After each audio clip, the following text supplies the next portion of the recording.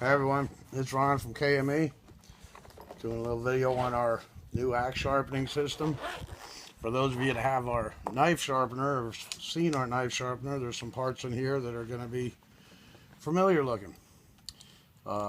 Stone carrier, that's the same as with our knife sharpener. Different is the stone carrier with the axe sharpener comes with two rods. One is your standard straight rod for doing V grinds. The other one is a curved convexing rod that will put true radius convex edges on your axes. We have 4 stones in the kit, 1 double extra coarse diamond for doing profiling, for doing damaged edges, repair, etc., any kind of heavy work, and then 3 what we would call normal sharpening stones, just tune-up stones. Coarse 120 aluminum oxide, 320 aluminum oxide medium, and a fine hard Arkansas stone. I like to also end up with a strop. I'm sure a lot of you guys will too. There's a Sharpie, a shop rag, and of course instructions, and a little bottle of honing oil. If you use honing oil, just use a little bit. We'll get into that a little bit later. Let's look at the sharpener itself though. You see it has the same ball and race assembly as our knife sharpener. It has a magnetic base, 2 high strength magnets there, so they will come mount directly to your axe. There's a knob on the back that you can loosen and micro adjust your angle. Put it wherever you want, match whatever angle is on your axe, or whatever angle you would like to profile your axe at. And the 2 magnets are very strong. They literally just click on there, and I can. This is a big heavy axe. I'm not going to pick that one up, but it's strong. It's not going anywhere. And the top section, the pivot section, can be turned to face your work, get close on a big wide axe, or move back away if you have a shorter axe. I'll show you. On a big axe, you would typically want to be close. You know, you want to be able here to work on your edge without having to reach too far. But on something smaller, like say this throwing hawk, the eye, first of all, is not a great place to put the anchor. It doesn't really want to, the magnets don't want to lock onto anything. But you can put it right underneath the beard and then pivot away. And now, on this short axe, that's still plenty of room to do our work. And when we want to do the other side, you simply flip the axe over, put it right back in the same place, and right back in the same place again. And you'll get the same angle on both sides. Here's a carving axe. Typically I would mount that on a pole. And again, because it's short, I would want this rotated back. Not forward, because now I'm too close. But anyway, that's the basic, what comes in the kit, and I think you can get the idea of how this is going to work when we put a rod in the stone carrier and a stone in there and work it. But we'll come back and address that in a minute. All right, thanks guys. Okay, the first thing we have to do, like I said, this is a V grind. I've already colored the bevel. I hope you can see that black ink there is where this back line is the factory bevel, and you can tell it was off quite a bit. So I reprofiled it with the diamond previously, and the black is covering that up. So we're just going to attach the sharpener to the pole. Again, I want it rotated to the back because this is a short axe. Generally, you want to elevate this. I'm out in the woods. I don't know if you can tell. We're working off the tailgate of my truck here. I just cut a piece of birch block and set it under there just to elevate it up a little bit. On the straight rod with the V grind, the nut, make sure that's tight first. Then screw that into the stone carrier. Just like that. Tighten it up by hand. Putting a stone in is just make sure this knob's loose. Drop the back of the stone in, pull the clip up, straighten it out, tighten it up, and now I have this set. I'm not real sure what the angle is, so I'm just going to take a couple swipes and see where am I taking the ink off. I can tell already that quick that is too high. If you can see it, I'm just taking ink off the cutting edge. That tells me this has to come down just a little bit to match that bevel. So, and actually, it's almost easier just to do it like this, because each one of these marks is 1 degree. I would say that's probably got to come down about 1.5. And then try that again, and see what we do. See what we get this time with the ink. It's very important when you're sharpening that you keep all your fingers on top of the stone carrier. Don't come out here and grab this, because you don't want to get cut, and that axe is going to be razor sharp and it will cut you. So that's closer. That's a much closer. Let's take a look at that. Still got to come down. I'm still hitting just the cutting edge too hard. I want to get rid of that ink, so I'm just going to come down about another 1/2 degree.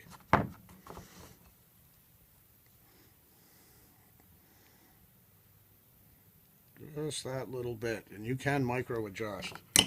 And just drop it right back on where we had it, and I think we should be about bullseye now.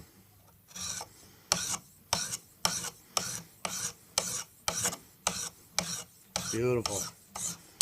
I like it. I'm still seeing a little bit of ink at the back, but I also colored beyond the bevel just to make sure. Let's just see what that looks like.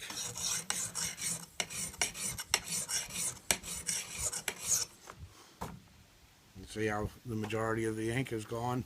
We're right on the factory bevel, not the factory bevel, my previously profiled bevel. So I'm just touching this up. So now we have the angle set. Like I said, just keep your fingers on top and you just work it. And you're just going to work one side long enough to get a burr. Sharpening an axe is no different than sharpening a knife or any other cutting implement. First, we just want to remove the minimum amount of material necessary to raise a burr on the underside. And once we've got that, that's jackpot. Okay. Yes. Yes. Yes. Yes. It's just a tiny little burr, but that's all you need. So now we'll flip it over. Flip the whole axe over. Put the sharpener back on the same position. And do the same thing to this side. Now I'm not going to sharpen this right to the very end. I'm just giving you the basic how-to of it. And after we work on this side for a couple seconds, we'll get a burr on the opposite side. I didn't color this side, but I can see the scratch pattern, and if you were sharpening, you could as well.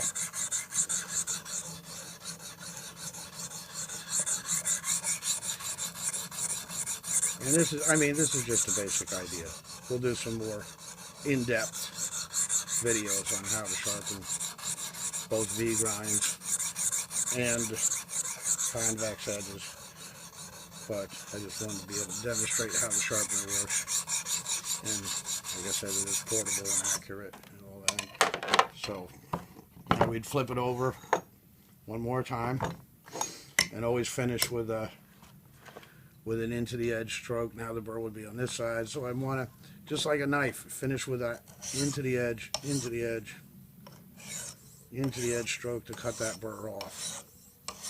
And as soon as you've done that with the first stone, then you just repeat it with this one and stop at the end, and that thing will be extremely sharp. Just remember to keep your hands on top of that stone carrier at all times, and you'll have extremely sharp axes. Okay, be right back. All right, let's talk about the convex rod for a minute. It has a rod stop and an O-ring. I'll show you what those are for in a minute. It is also obviously curved. It's not straight like the straight rod. And rather than having a hex nut at the bottom that you just screw in so it's tight, this has a thumb knob that we'll use at the end to fine tune. The idea is once we get this assembled, that arch should be right at 12 o'clock, straight up and down on the stone carrier. So we thread it in there like normal. And then we get somewhere pretty close to straight up and down and tighten that up, tighten the thumb knob up. Then I'll turn the whole sharpener upside down and sight it. And I can see that this end needs to be turned just a little bit. Be straight, that's pretty good. Lock it down. I've already set the angle on this, colored the marker. Again, this is a vintage plum felling axe that I'm just in the midst of restoring. So and it desperately needs to be rehung, as you can see. But this already has a convex edge on it, so we're just going to do a quick touch up just to show you how it works. The rod stop. You push the rod into the ball with your O-ring in the middle, and we just want to come up, holding on the sharpener, come up, watch the front edge of this stone, and just before that comes on to the edge of the axe, they stop. Double check down here, double check up here, beautiful. The O-ring then holds that position for us, and we take the rod stop collar, back it up to the O-ring and tighten it up. Now, because this is curved, it's going to travel in a curved motion. So what that translates to is that this front end of the stone is going to be at a much lower angle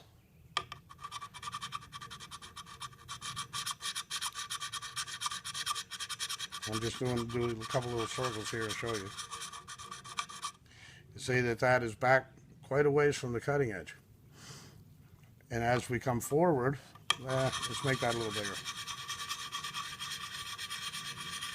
You'll see the front edge of the stone is just taking the way back on the shoulder, way back. But as we come forward, out, the angle drops a little bit. Every bit you bring it out, the angle drops. And then as we come out more, it drops more. Watch the angle getting wider, the bevel getting wider and wider and wider. And it's not a series of facets, it's an actual curve that's going on there. And then you don't actually hit the apex till you come right off. So typically I would just start doing circles high up on the bevel. And doesn't matter if you work from tip toe to heel or heel to toe, whatever you prefer. And I'm pretty sure that you can see this as I move the stone out further away. I'm making that bevel wider and wider and wider because the angle's constantly changing in that arched shape. And when we come right to the very edge, that last little bit of the stone, now we're very, very close to hitting the apex. Kind of slow down and be careful when you're there. You don't want to fall off.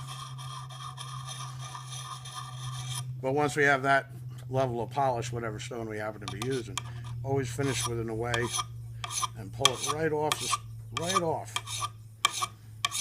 And the reason for that is you don't hit the actual apex until right there, just as that stone comes off. So I'll typically just finish with some forward strokes like this, maybe a little bit diagonal.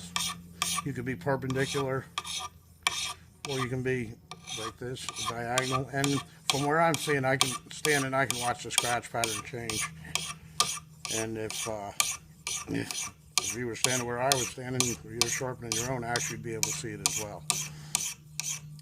This axe has already been profiled, which was a lot of work, just like profiling any other axe. And it's been sharpened, so this is just a touch-up and a demonstration. But you can see how that's making a full radius convex on there. And I might go back down again. I just want to make sure that each one of these strokes comes right off, right off, right off, right off. And this is part of the reason we want this rotated to the front on a larger axe, because if it was at the back, you could easily pull it right on out. Having it rotated to the front gives you plenty of room to work.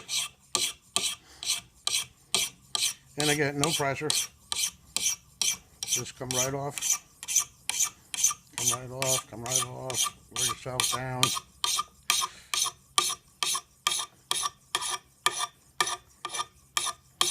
And then as soon as you have a burr, which I do.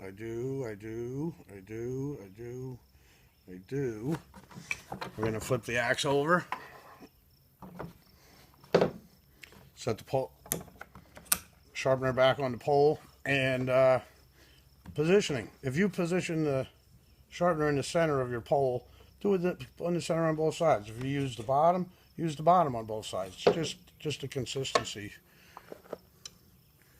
thing. You just want to be as accurate as possible. The same thing. If I start here with the front of the stone, you see, look how far back away from the edge I am. And as I come farther forward, the bevel will keep getting wider and wider and wider, and it's in a radius shape that it's just a true convex as we know it. So we'll work this side for a couple minutes, just long enough to change the scratch pattern from the previous stone. And be sure to use the whole stone, you know. I might start up here, but then move to here, and then draw it out a little further, and a little further, and a little further. That way I know I'm getting the whole convex bevel is uniform from one end to the other. It's really no different than freehand sharpening, except that the angle is being controlled for you and you don't have to worry about messing it up.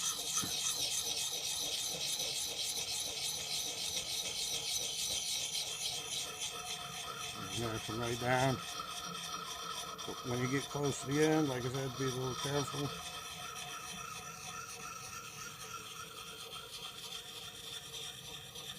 And then always finish with your complete away right off the edge. Overlapping. Working from toe down to heel, or heel back up to toe, whichever. Sometimes I'll do both. I do like these little away and diagonal strokes, though. Makes a nice scratch pattern when you're done. And you can tell that all points along the edge of along your whole bevel have received the same treatment, have the same scratch pattern. It's nice and uniform. And, you know, it's basically the same as sharpening anything else. Raise a burr on one side, take it off, move to your next grit, etc. Now, the only thing different is when we go to remove the burr with the convex rod,